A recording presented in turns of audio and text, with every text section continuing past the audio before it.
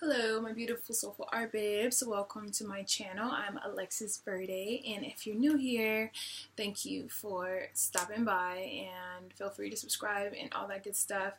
And if you're not new, but you're just curious about how to get your visa to go to China, thank you for being loyal. Anyway, so yeah, I recently got my Chinese visa last month in November 2018, and it was a fairly simple process, like way simpler than it kind of sounds, I guess. So I just started by Googling the Chinese like consulate of like where that's at, and there's Chinese consulates in pretty much every major city, I want to say, or like consulates in general. Usually you find them in major cities like San Francisco or like New York, or I mean I'm in Los Angeles, so that's very convenient on my part.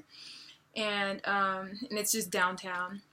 And so I went on the Chinese / Chinese-embassy.org, and that's where I was able to find the type of visa that I needed, because there's like a bunch, whether it's like a business trip, or if you're a student and you're going like for study abroad or something, or if you're planning on like moving there forever.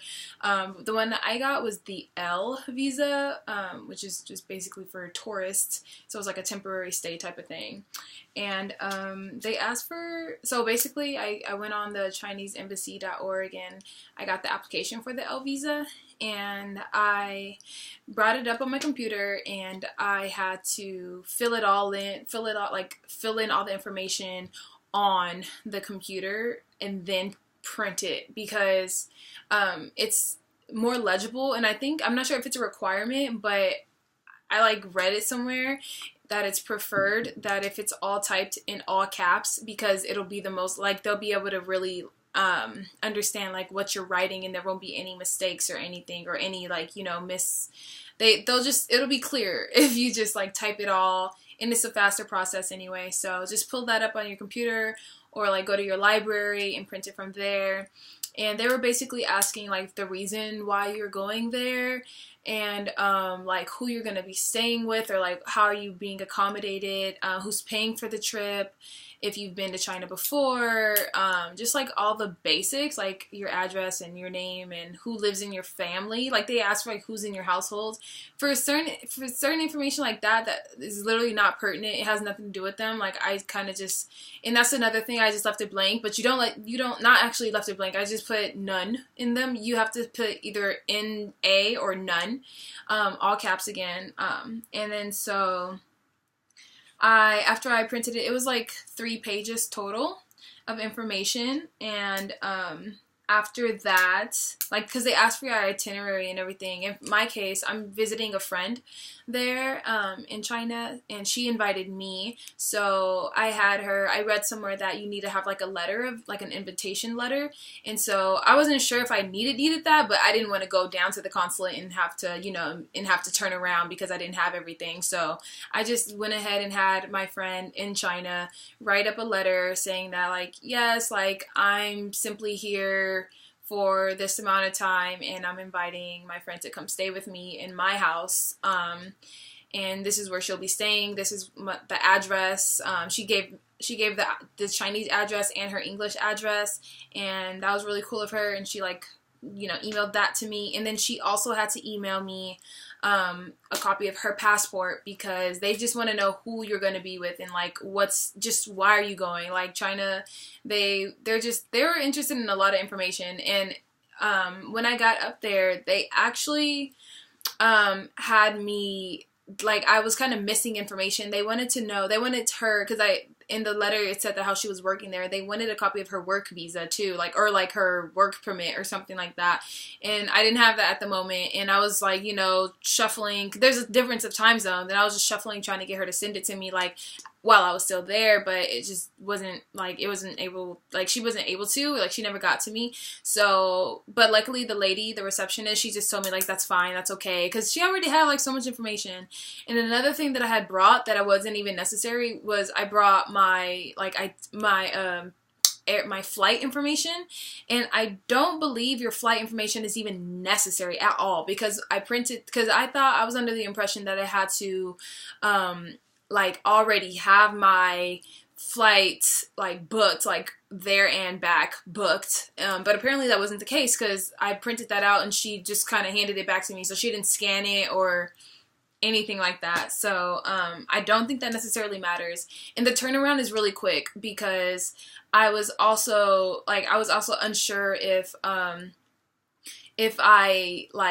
how long it was going to take me to actually get the visa back. Like, should I really push my flight far away to leave like leg room? But it literally took under a week, and it only took under a week because I went on a Thursday and they were telling me that it's going to be 140 if I wait to pick it up on Monday, but that it would have been, I think, like 160 if I would have got it that following day on Friday. So I was like, sure, like, you know, it's not going to interfere with my flight or anything, so I'll just pick it up on Monday and save $20.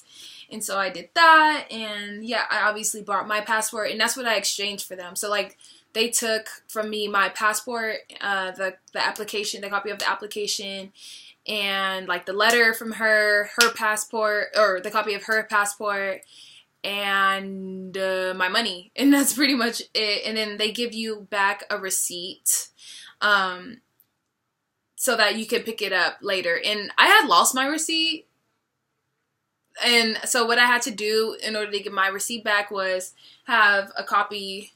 Oh, I'm not gonna put this on screen, but just, you know, have a copy of my passport,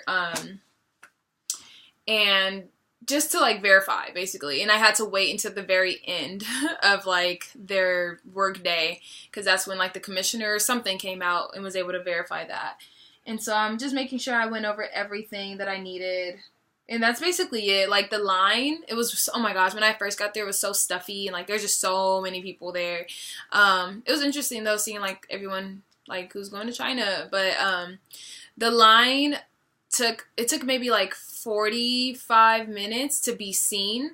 That's how long the line was. And then to pick it up, it was maybe about the same amount of time. Yeah, it was kind of packed in there. So, but I mean, I don't know if you can avoid that or if you just go right when they open, I guess. But yeah, besides that, it was relatively simple. I know that there's ways that you can have people do this for you, like if you just search online and everything. But if you're, you know, if you live in a big city, I would just do it myself. It's not really that difficult. And it also kind of gives you some like adulting points, I guess, because I remember when this is just extra. If you're just here for the visa information, you can like go now. Thank you though.